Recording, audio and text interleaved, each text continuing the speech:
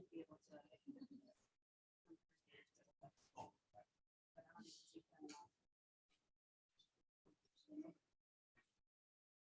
We'll have a few minutes, because the sheriff will be a little while, so. we'll have a few minutes to get going.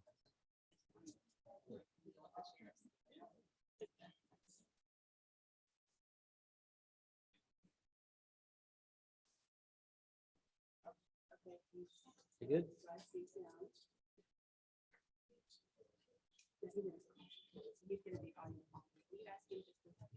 Is that Todd? Todd, can you say hello? Can you hear me now? We can. Okay. All right. We'll get back with Great. you in just a minute. Sounds good. Thank you.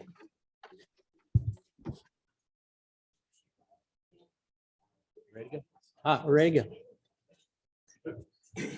Good afternoon, ladies and gentlemen. Welcome. Dawes County Board of Commissioners work session agenda day is Thursday, June 3rd, 2021. Appreciate those of you that are in attendance and those of you that are online with us. We'll start out with some unfinished business. First up, we have presentation of intergovernmental agreement between Dawes County Sheriff and the City of Dawsonville concerning two city-funded sheriff deputy positions. Sheriff Jeff Johnson and Attorney Joey Holmans. This was tabled indefinitely from May 20th, 2021 work session, and we've been working on it since. So come on up, gentlemen.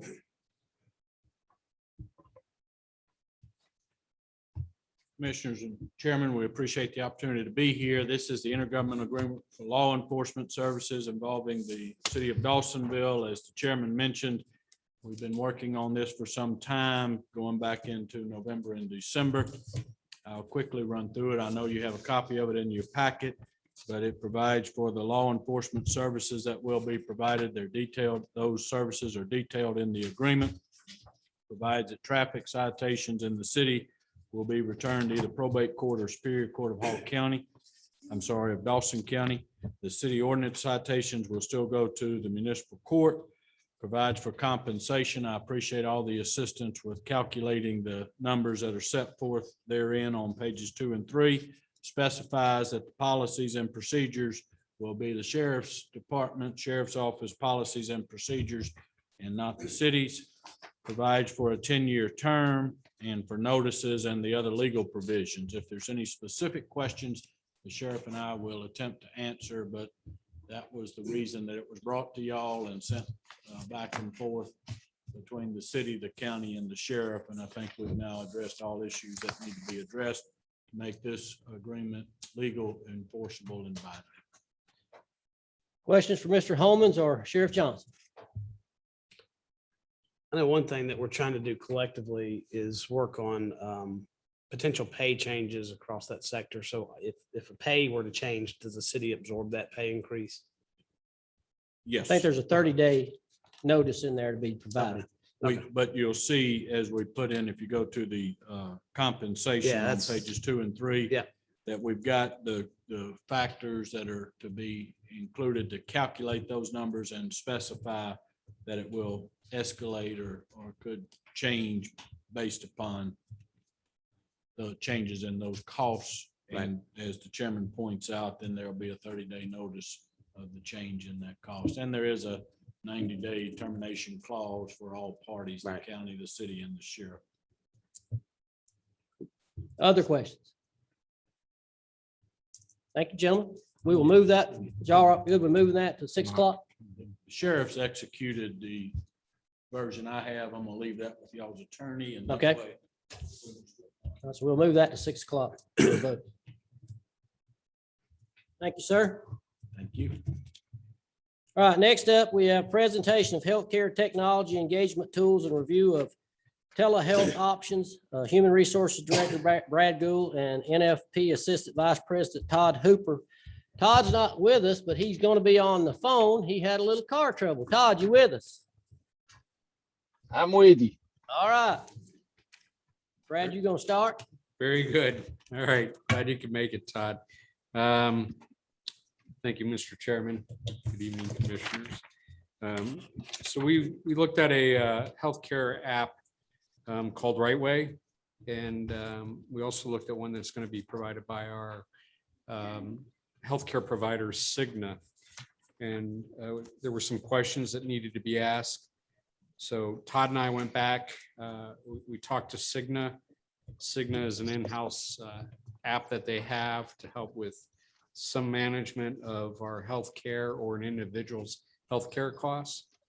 And then the Right Way app probably takes it a step further, where they're looking to actually help reduce costs. Both systems will do it.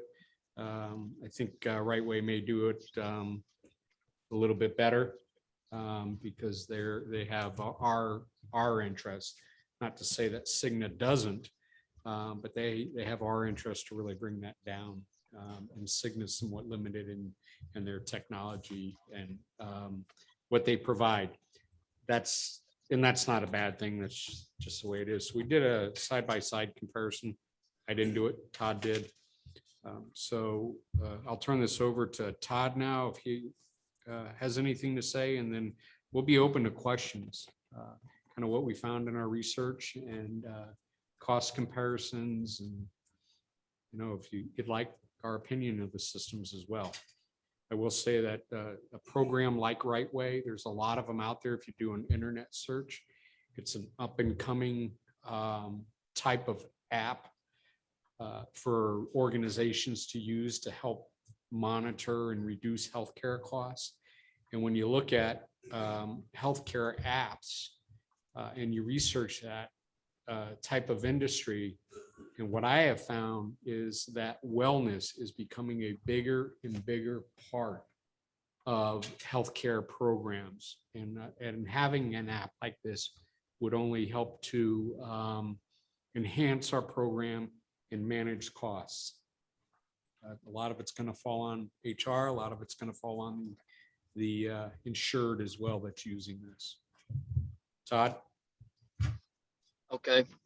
Well, again, I apologize for not being able to be there. I actually burst a tire right in front of the sheriff's precinct over here in Waleska. But Brad, just to follow up on what you said, I was kind of thinking coming over, we've spent probably at least somewhere between 12 to 20 hours just talking to these companies and evaluating what they offer. As Brad said, the Cigna app is a very good app. It lends itself, when you look at the chart that we kind of built here, a couple of metrics. Obviously, it's downloadable. They do have a chat feature for employees to actually engage with a health individual. At the same point in time, a big part of this, and going back to what we originally even looked at this for, was how do we contain claims? And when we look at that, a lot of times it's how we rate a provider, whether it be a physician or a facility. And both Right Way and Cigna, they do have two different platforms that do this. So if you're looking at Right Way, and let's talk about this for a second. Before you can use Right Way, you would have to update their system with the plan design, the network that's available to them, and the pharmacy piece that is available to the employees. So what would happen under Right Way if an employee engages that and they wanted to locate maybe someone who was a gastroenterologist? They would be able to go in, locate that particular provider. Again, it will show them, hey, look, what's the proximity to your location? Because we know that drives a lot of people. They don't want to drive down into the metro area. At the same point in time, maybe you want to know what are their credentials, how long have they been practicing, and of interest, I think, have they had any malpractice claims? And if so, what's the number of procedures that are performed? Because again, it's kind of ironic. A lot of times we think because something is expensive, it's associated with quality, but a lot of times it's the vice versa in medical field. It may be that someone provides a lot more of these services so they can do them cheaper. At the same point in time, they have developed a skill at performing the service. So you get a higher quality rated provider through this service whenever the employee is trying to determine who they want to use. Now, when you look at Cigna, they have a platform called Bright Match. This particular one is going to rate the physician or the provider At the same point in time, it does not go as deep into have they had malpractice claims and the number of procedures that have been performed. But it just basically is a tool that allows the employee to look at a star rating system and determine if that's an individual that they would want to use. When we look at care tools, each one has those. They may be a little more robust. One of the things that, as we discussed in the last meeting, is you provide the out to your employees, but that's not merely enough. We need them to be engaged. So one of the things that both providers, Cigna and Rightway, have said that they do is they provide feedback. And generally that's on a quarterly basis for Rightway, if I'm not mistaken, and then it's on a monthly basis for Cigna. And that would basically say, okay, how many accounts are activated? So when we look at that, we want to know that the employees don't have it just available, but they have actually went in and engaged enough to activate their account so that they can use it. At the same point in time, under Rightway, you have what we would typically call an advocate. An advocate meaning that not only does it help you with explanation of benefits that comes from the carrier, but what if, an example would be, what if you went in and you had a colonoscopy and you got a bill for it? Well, a piece of that would be, I don't want to pay for this. It was preventative care. You turn that over to Rightway. Their health advocate investigates and come to find out whenever the procedure was performed, the coding was such that it was set to charge instead of actually treated as a covered preventive care 100% visit. And a lot of times employees may not understand that and they'll pay bills that they shouldn't. So you have that piece. Under Cigna, you can submit claims. Let's just say it was somebody who didn't take insurance or actually file it. So the employee has the ability to do that through the Cigna app.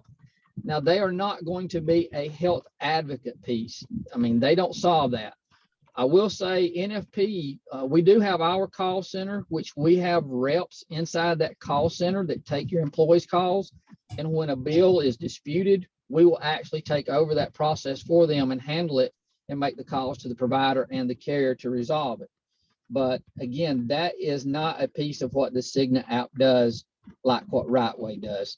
That's a big piece these days, is having a health advocate, especially if it's an out of network, which you hope doesn't happen. But a lot of times these types of advocates can actually negotiate the bill down whenever an employee may incur an out of network bill.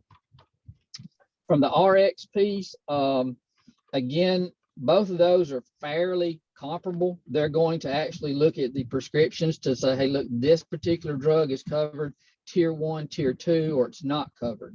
Here's the copay for this type of drug.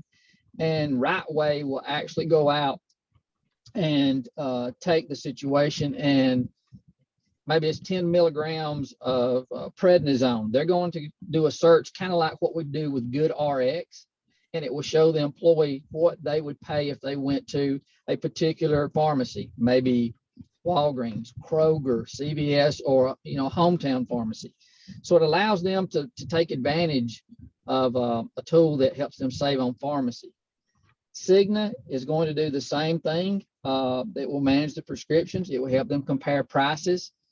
If they do not want to use Express Scripts for their medications and they want to do home, have it shipped to them to their home on a 90-day supply, then it will direct them to Accredo without them having to get the pharmacy to set that up and make that transmission to Accredo. That's the piece of their app. With each program here, you have varying levels of a health coach. Obviously, with Rightway, you can use someone like that. It is limited. Behavioral health coach, that's limited. And we'll talk a little bit about that on the telemedicine piece down at the bottom. With Cigna, again, you do have the ability to have a health coach engaged. Behavioral, that's woven again into telemedicine, and I'll talk about that down under there. With a telemedicine, with Rightway, That's a kind of an ad alternate. You do not have to take that, but going back to last month's meeting, we were talking about that and Commissioner Gaines clearly identified it was $1.50 per employee per month.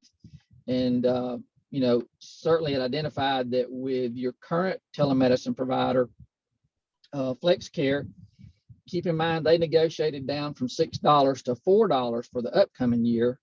So, and it's not to take anything away from them. They do a very good job. They come on site, they get the employees engaged, they download the app. They do provide the stewardship report. However, there's a $2.50 differential between what they would charge at $4 versus Rightway at $1.50.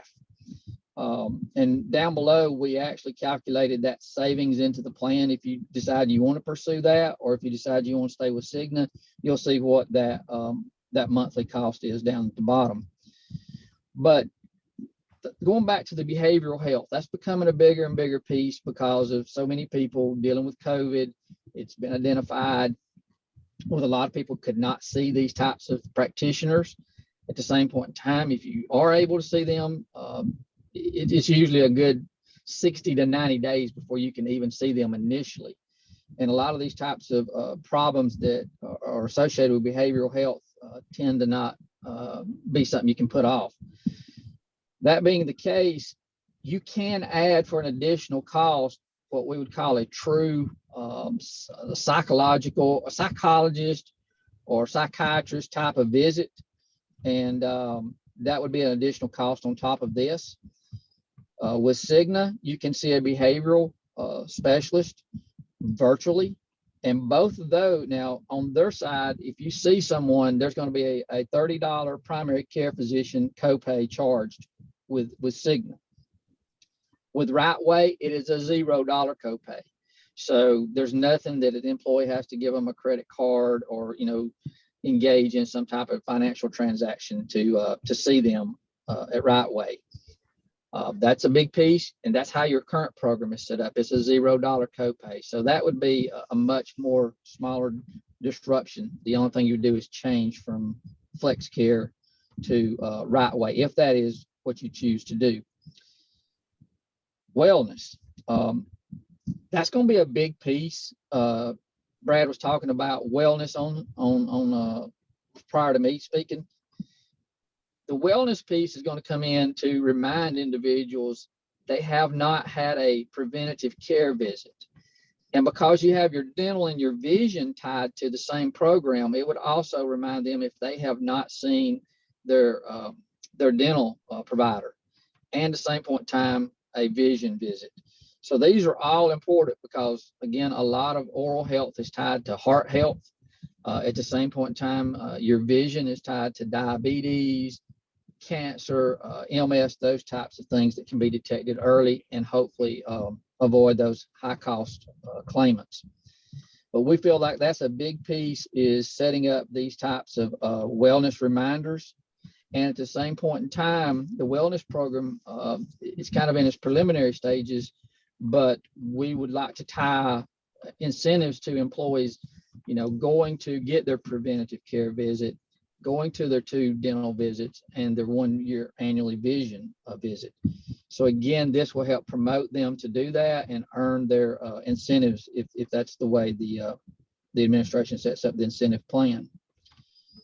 And I think importantly for us to, we want to monitor, we want to measure what's the engagement.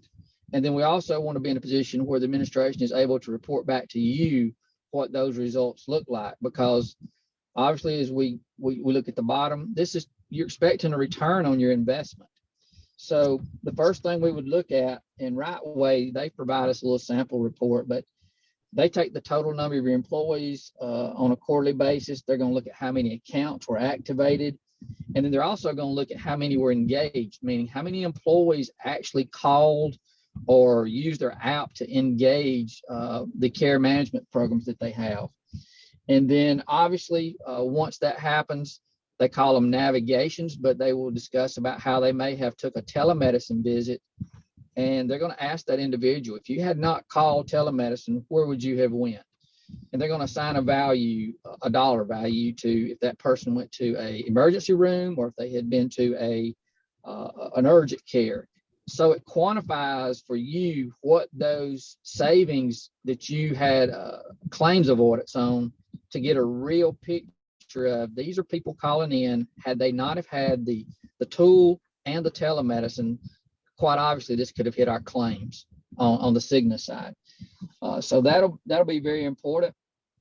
And then we can measure the member usage by month with them. Now, with Cigna, again, you do not have your telemedicine tied to Cigna, but what they would look at is how many times, or they look at how many employees actually have the app downloaded, how many of them actually engaged it and used it. And that'll be a big part of the puzzle for looking at how the Cigna app works. Again, there's not any type of real measurement of steerage or navigation from their standpoint. So there's some pretty useful reports that we will be able to look at and provide for you.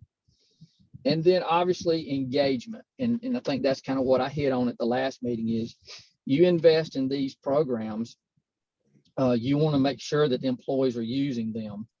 When we talk to Rightway, their average size of group is about 300. So you fit right in there with that particular average size. What's their typical result the first year to get employees engaged? And they provide a number of like 40%. So they expect a 10% each year thereafter. Now, 40%, in my book, I'm not saying it's bad for them. I'm just saying it would be unacceptable to me, given the effort and the energy I know we want to put into it. So when we looked at that, what would 40% look like on a return on investment? And we take 40% of 244 employees, and I think we come up with like 98 employees or 96 that would be. Well, obviously, we don't know who those employees are. Are they the ones who have chronic conditions? Are they the ones who are not utilizing services very often? We don't know. Well, there's two metrics that Rightway provide.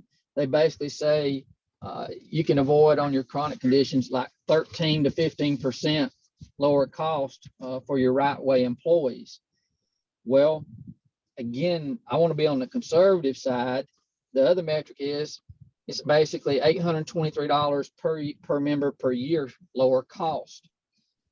So when we use the 823 across 96, 98 employees, I believe we come up with somewhere right around $79,000. So with that being said, Brad and I discussed, 79,000 would be on the low end of what we would expect to see the return on investment at 40%. And we asked them, what do they see? And their number for that size, a group was about 60 to 68,000. So that kind of quantifies what we could expect on the low end of the impact on claims. And then, from a Cigna standpoint, basically the engagement is set up so that when they get their Cigna card, it will actually have a sticker similar to what you get when you get a charge card, and will give them directions to activate their Cigna app. That's kind of where that piece is. And it would really be up to us to take a census from Cigna who has their app activated, who doesn't, and do a reach out program. Rightway, what they would do is they actually do postcard mailers, they do break room posters to get it started off. In addition to when they're going through open enrollment, we obviously want to try to direct them to move toward being enrolled in the Rightway app if that's the direction we go. Now, after 90 days, Rightway has committed they will also do a second phase of trying to get employees actually engaged and activated. So they have some commitment there, as well as what the HR team and myself at NFP, our team, would try to do to make sure we get a higher engagement than that 40%. And I'll move down to the dollar point. When we looked at everything consistent with your current enrollment, 244 employees, if 244 were enrolled and you got them in the Right Way program, that monthly cost would be $1,342. And if you looked at how many employees actually use the Telemed product, which was, I want to say, about 400 is what I believe it was, you would be looking at it right around $609. 404, I think, actually. Or- Now, so that's what you're looking at on that piece. But one of the things that would be required on a monthly basis is we would need to get Cigna to send over a data feed to Right Way so that the Right Way app would be updated, number one, with eligibility, who is in the program, who's not in the program any longer, update their deductible at least year to date at that point, as well as their out-of-pocket expenses so that it was useful. Keep in mind, with that being the case, we're only sending that file feed over once a month, $750 per month. So from a user perspective, their deductible and their out-of-pocket max basically is updated once a month, where with the Cigna app, that's going to be live. It's going to be just like they were online. Many of us use. What is our deductible? What is our out-of-pocket expenses that we've incurred or that have been reported by providers year to date? It's going to be pretty perpetual, meaning it's up to date to the day, based on claims paid, claims turned in. So with that being the case, you know, when you look at it from that perspective, you're looking at basically about $2,650 roughly, or $2,700. But keep in mind, if you go this route with the Right Way and you decide that you also want to incorporate their telemedicine product, then you would no longer incur the 404 lives at $4 a month, which would save you roughly $1,624. So the net cost would be $1,077. Okay. Now, if you decided you wanted the Cigna app, obviously there's no charge, no cost, no fee for that, but you would still incur the telemedicine fee if you still wanted to do that on a standalone basis. And that would again be at $4 times the 400, roughly the 404, 406 people, $1,624. So I guess in wrapping that whole comparison up, Right Way is going to be a more engaging, a more steering type of product, provided the employees are engaged and they use it. The Cigna app is really more informative. It engages them in their wellness program. It engages them to know who's in network, who's out of network. And at the same time, it will also notify them if a pharmacy is in network or if it's not in network. That's really the extent the Cigna app provides. It's informative, but somewhat engaging, but it's not a type of tool that's really meant to mitigate claims, assist employees with cost. And keep in mind, at the same point in time, if health advocate or the advocacy is used on the Right Way product, it may not only save the employee from paying a fee that they would not have actually had to pay because it was billed incorrectly, but it could also identify a claim that was billed incorrectly, which would hit your claims. Outside of that, the math to me is pretty explanatory. I think the bigger thing is, will we accomplish what you want to accomplish with Right Way? And that is reduce your claims and improve your employees' engagement with their health plan so that they understand it and they are a consumer now versus being just basically standing alone trying to figure out the healthcare system.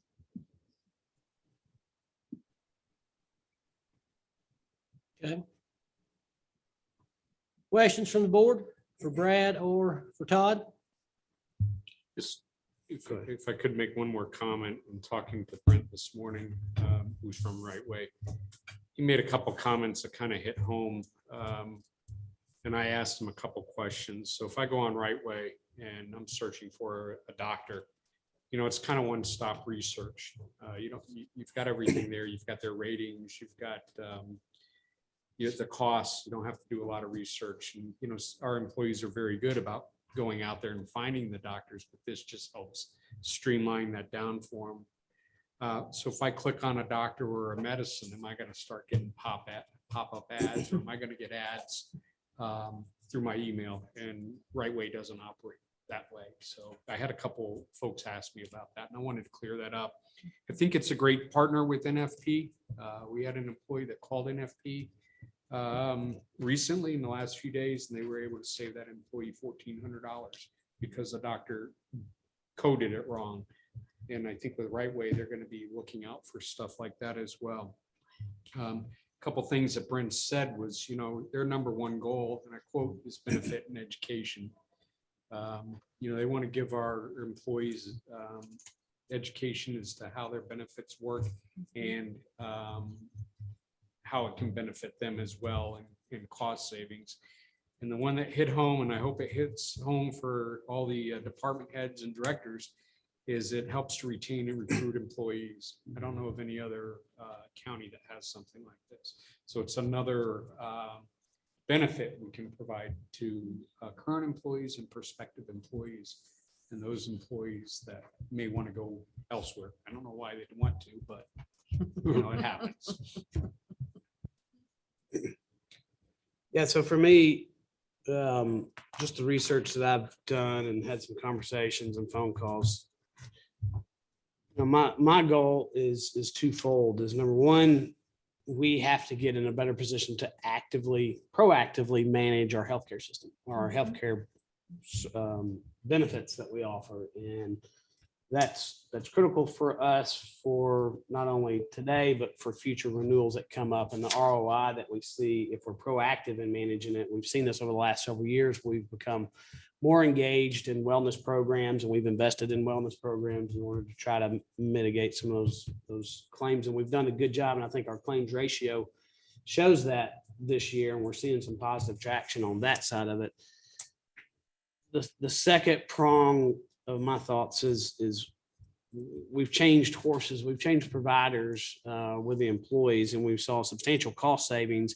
But with that can come some ambiguity and differences for employees that have to navigate. So I think the second prong is, what's the best service? And I call it a concierge service because I see that it sits between the employee and the service provider. What's the best service that we can provide to help our employees navigate the minefield that is health insurance? And, to be honest with you, that it doesn't matter what carrier you deal with, health insurance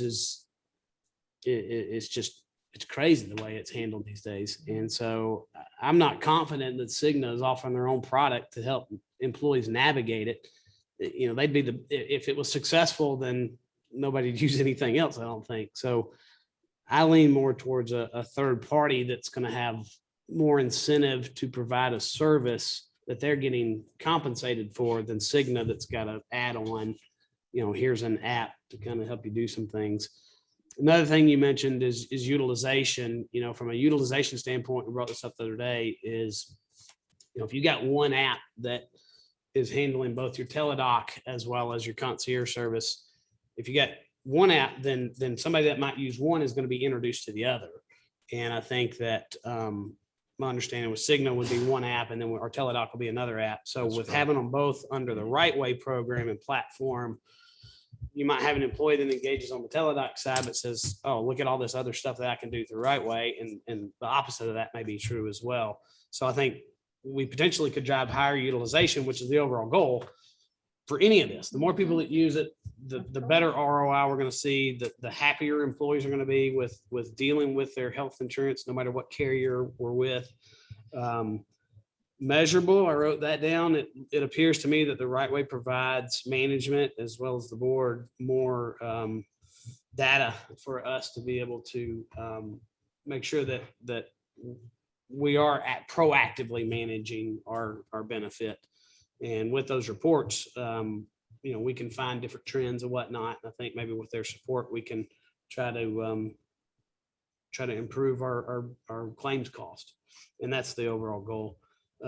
Engagement, from my understanding, Right Way, and I think Todd mentioned a second ago, they do some heavy rollouts and try to engage employees with some more proactive approaches, where Cigna's just kind of there. You get a sticker on your card.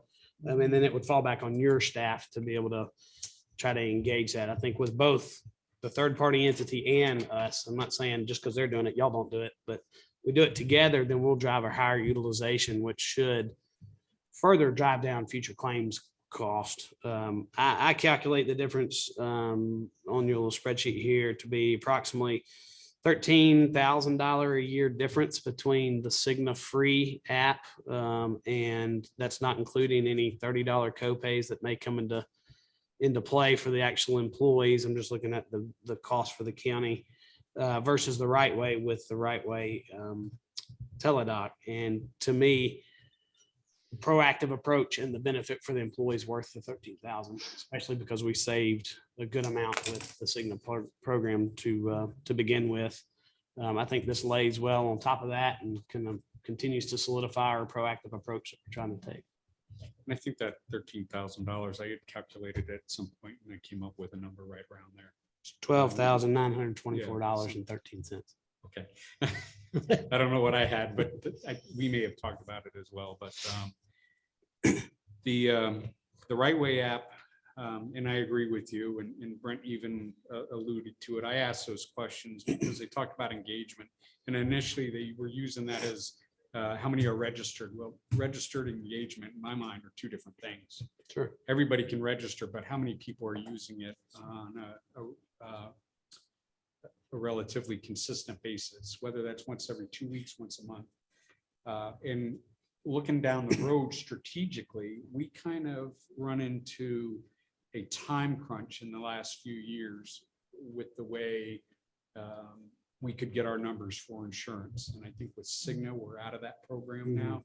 We'll get it a lot sooner and we can start looking forward years, tying in the wellness program.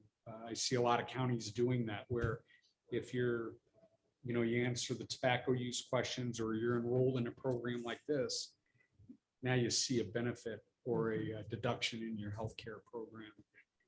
And I agree with you. In talking with Brent, he said HR needs to drive it.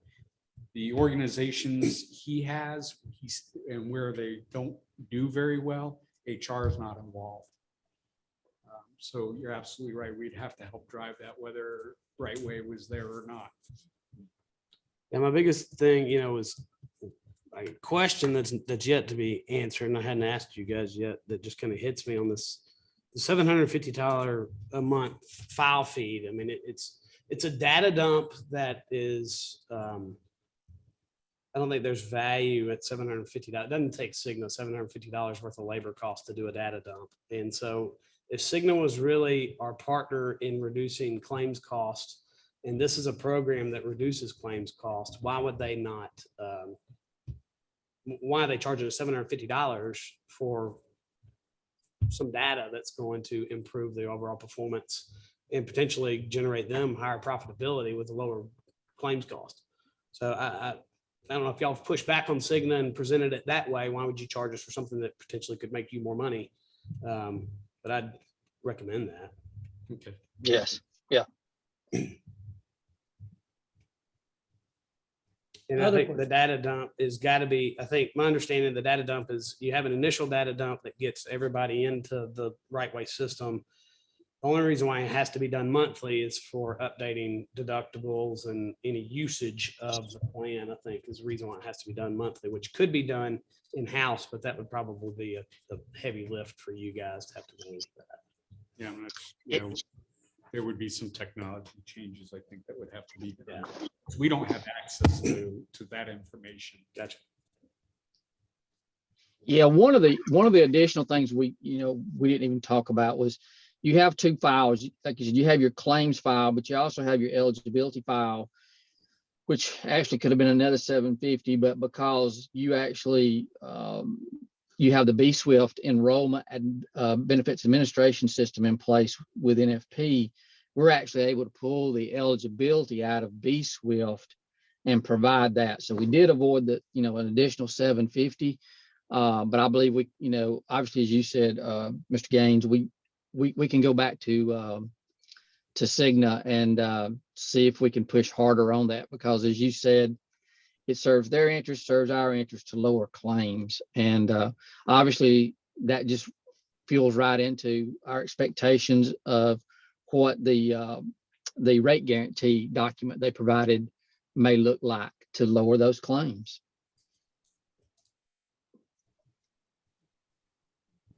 Other questions?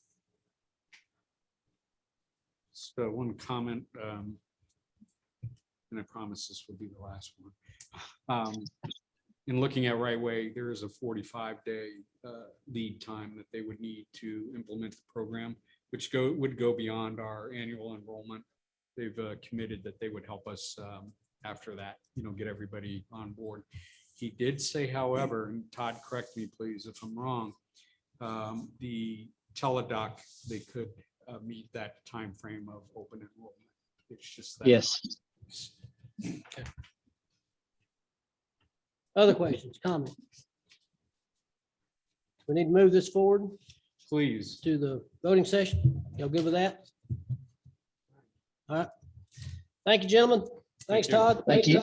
Thank you. All right, we'll move on into new business. First up, we have presentation of updated Extension Office Memorandum of Understanding, Extension Coordinator Clark McAllister. Clark. Thank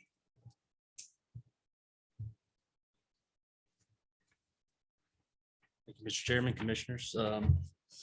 Here presenting to you an updated version of the Memorandum of Understanding, which is the sort of relational agreement between University of Georgia Extension and the county, and sort of an overview of how we operate here in the county.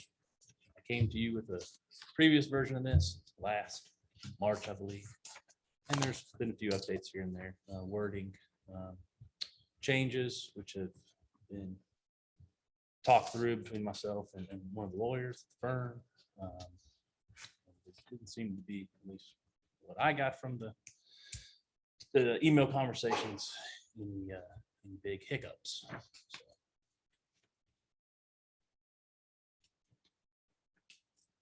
Ms. Davis, you got anything to add to that? No, I don't. I think our only question that is just about funding, and I thought they may want to hear about that, what the proposal is. I think it runs through your budget process typically on an annual basis. how Yeah, it's so there funded was and a- allocated. Yeah, so They may one of wanna hear the updated wordings was it mentions a financial agreement, and that was one of the questions that Jeff had asked me on there. Because there are different ways that different counties interact with extension offices and fund them. Some choose to do a contract on a contract basis. So you basically fund the extension office or the people in it, and you have an actual contract.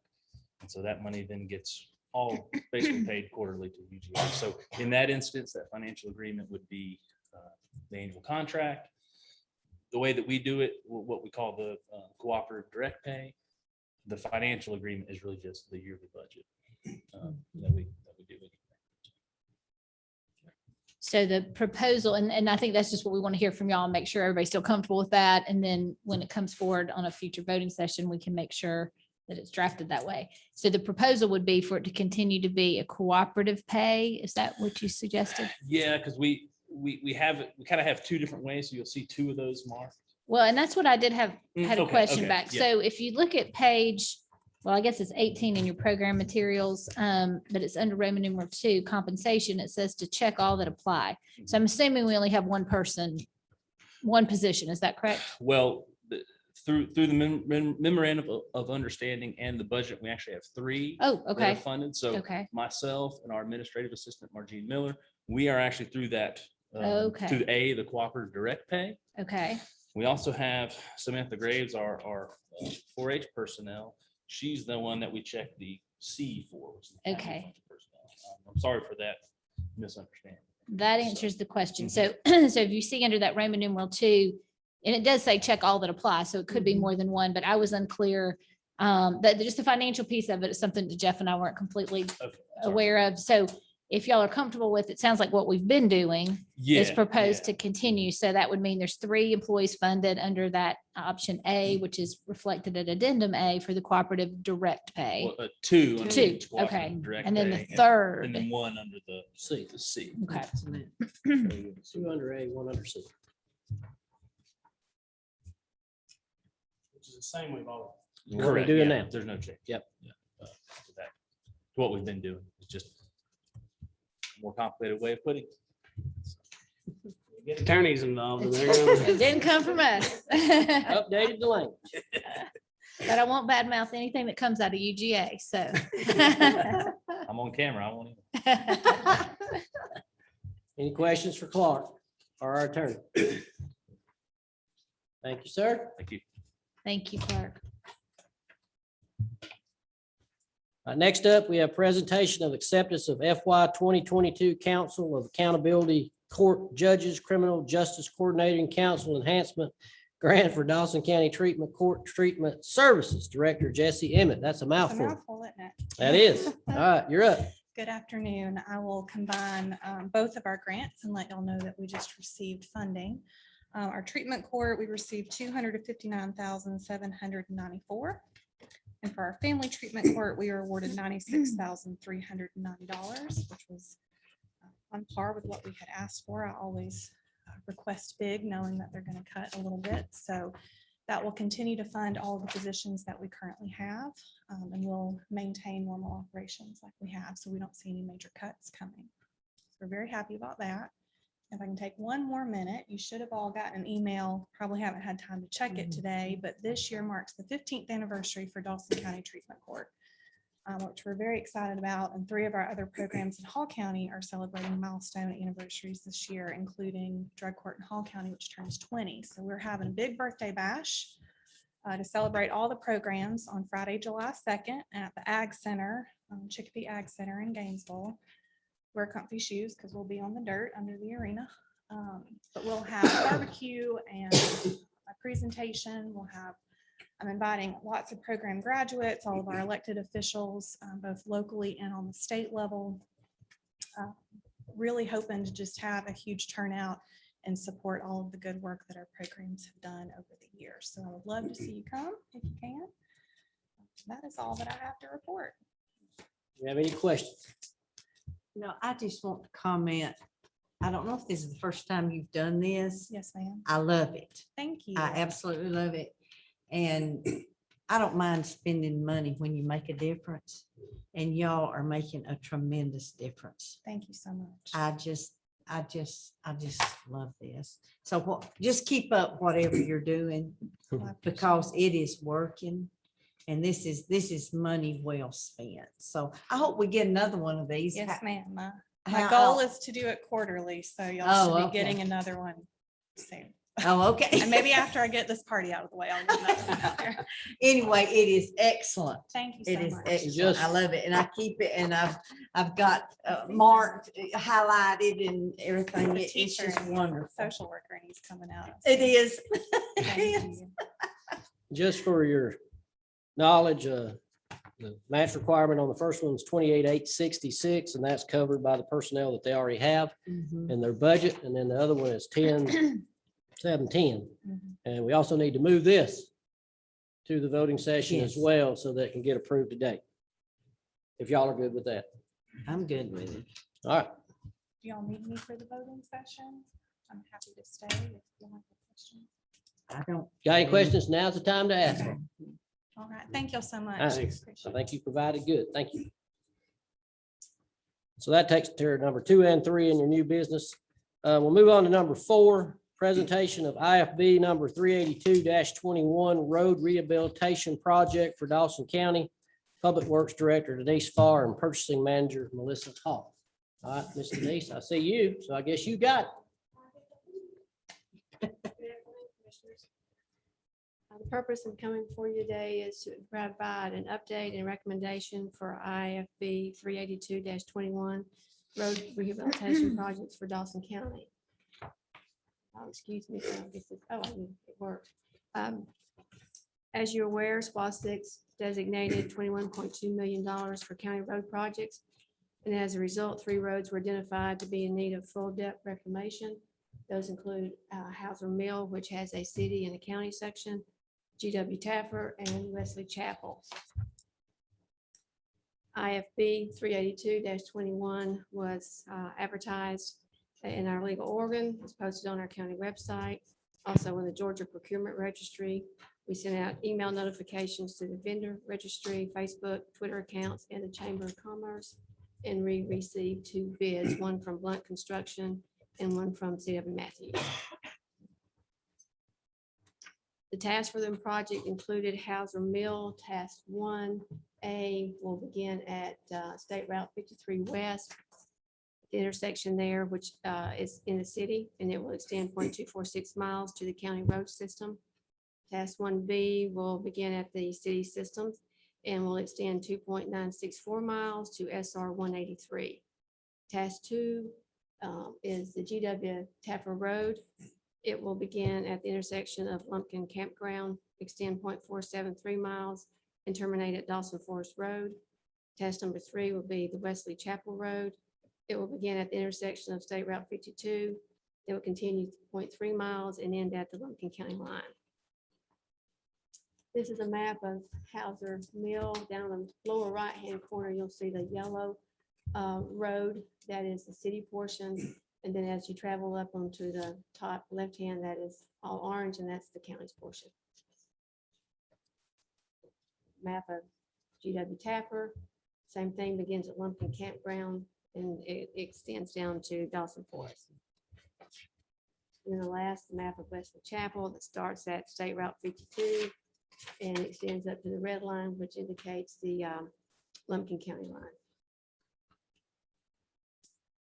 Partial list of scope of work includes all GDOT road striping, signage, and paving specifications shall be met throughout and upon completion of the project. Paving plan and design mix shall be the contractor's responsibility and shall be submitted and approved prior to starting. We should be receiving that in July.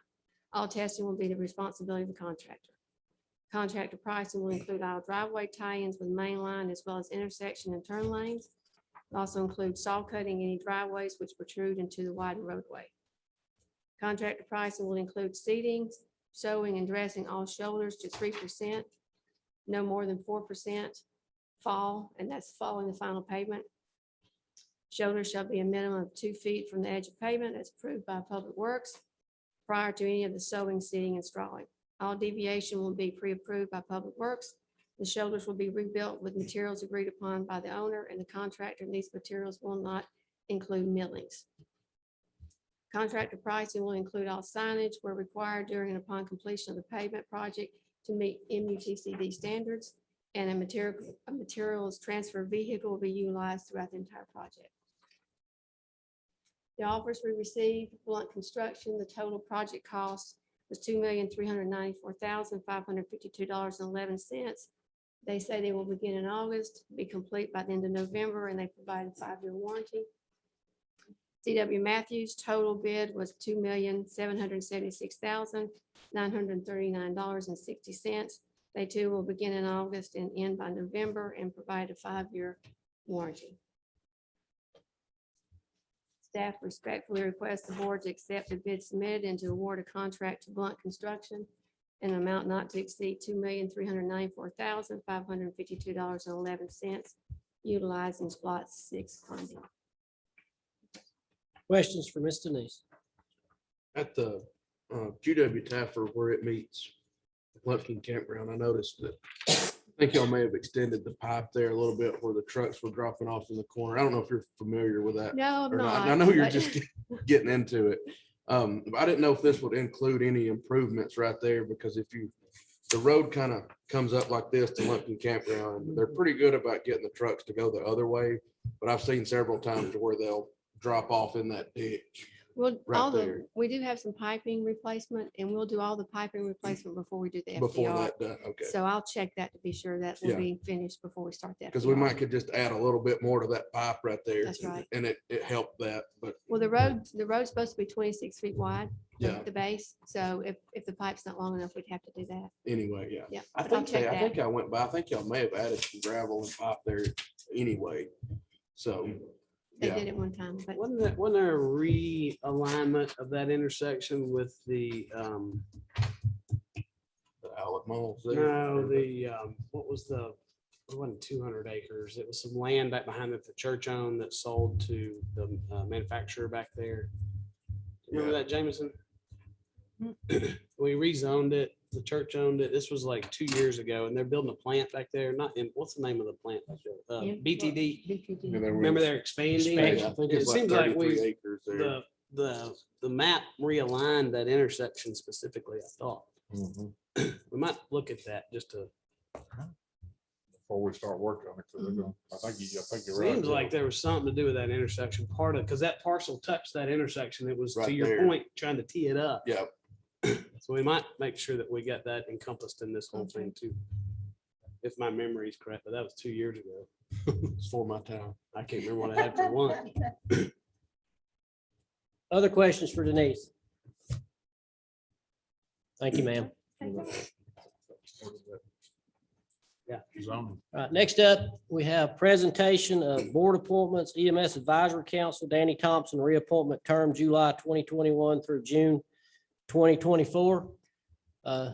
This is changing because I received a call from the Region 2 EMS coordinator, and they've updated the bylaws. And the bylaws, in that update, they're trying to get everybody off of being reappointed at the same time. And so that there's not continuously everybody dropping off at the same time. So what this does is we'll change Chief Thompson, as it says, June 2021 through June 2024. It also changes to a 3-year appointment where they were 2-year appointments.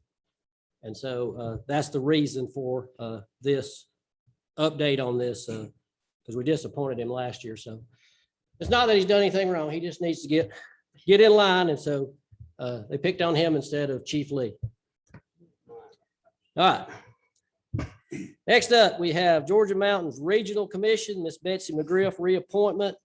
As the board is aware, the county and the city have a appointment to the Georgia Mountain Regional Commission. Betsy has served in that position for the last couple of years, and I'm going to recommend her to you to continue that. She has said that she is willing to do so.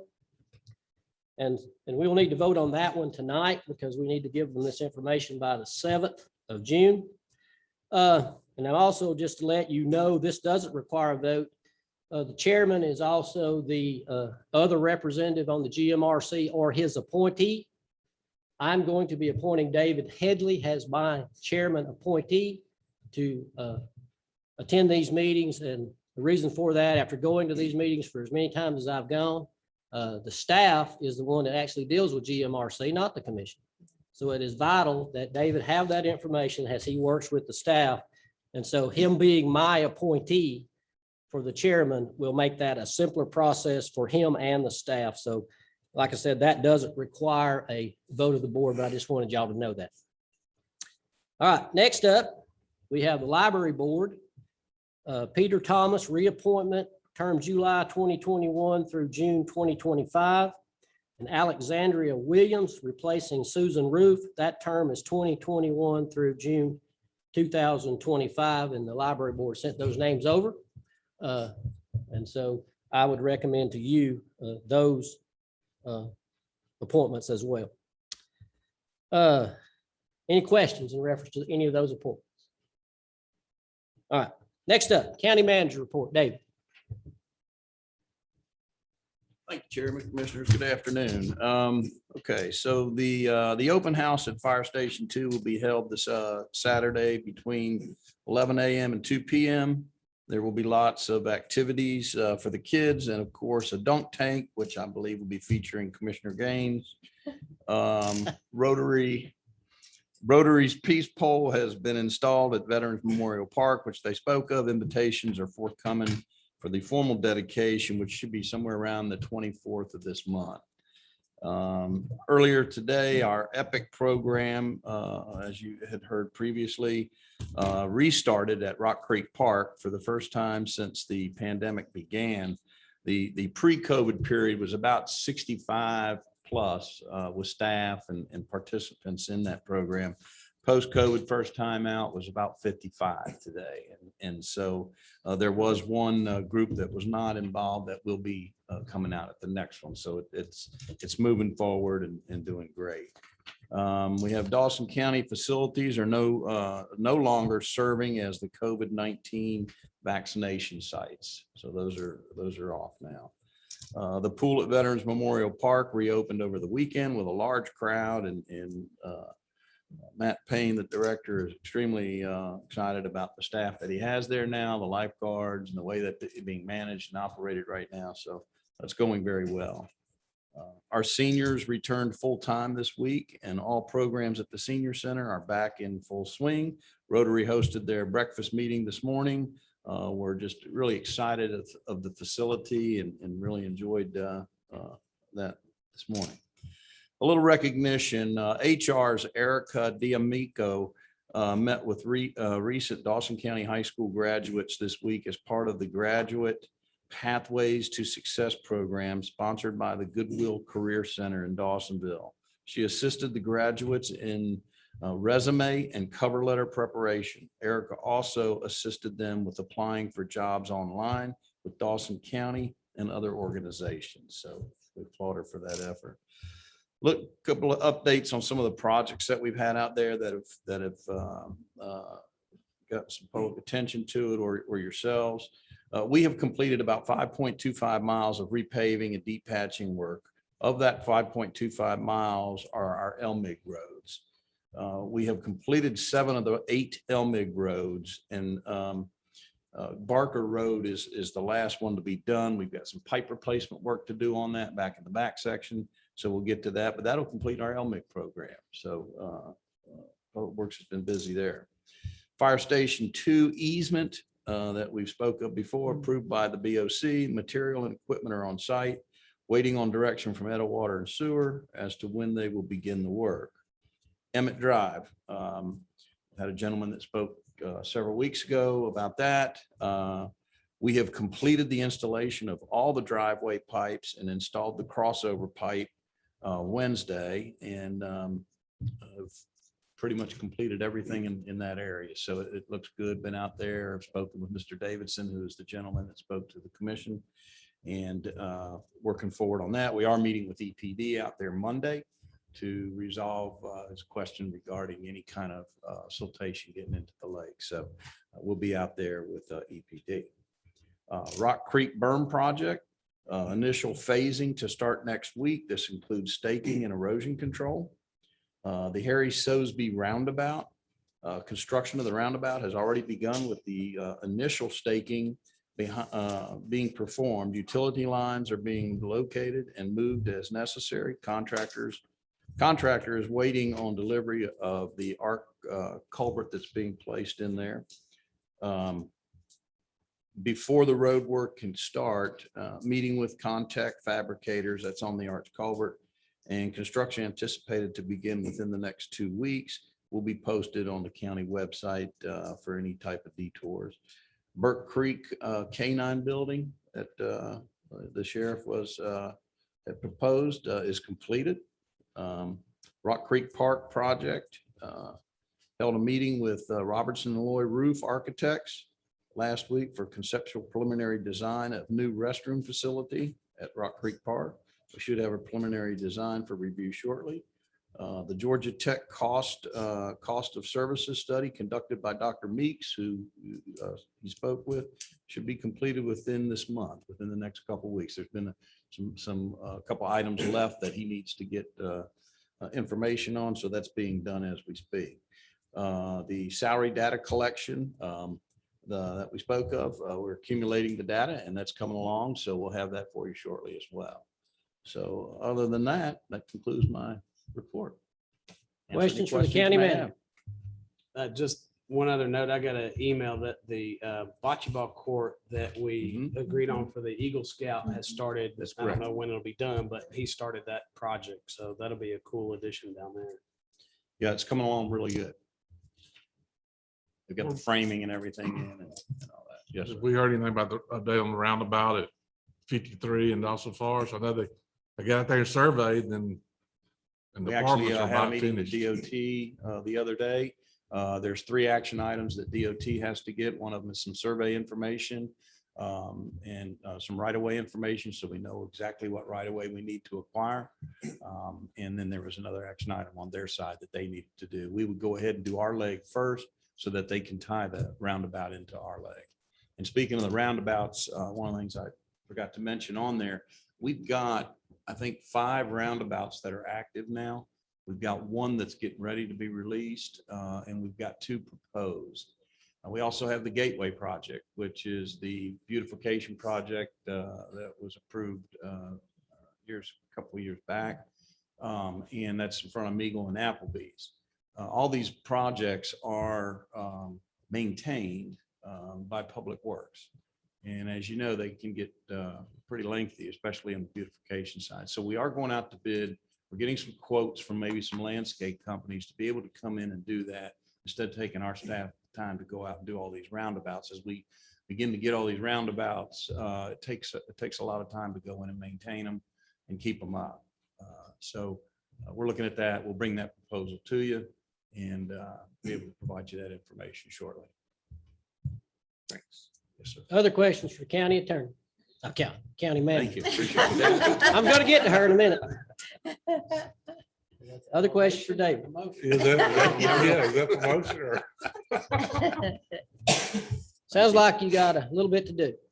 Thank you. All right, Appreciate it. thanks, David. All right, county attorney report. Miss Davis, I do not have a public report. it's good to have you back. I know. missed You get y'all those last kids night. graduated? Got the kids through their end of school stuff, which just unbelievably was scheduled on the 2 Thursdays that I That's should all have been right. here. So thank you for your graciousness and letting me be with my daughter who appreciated it.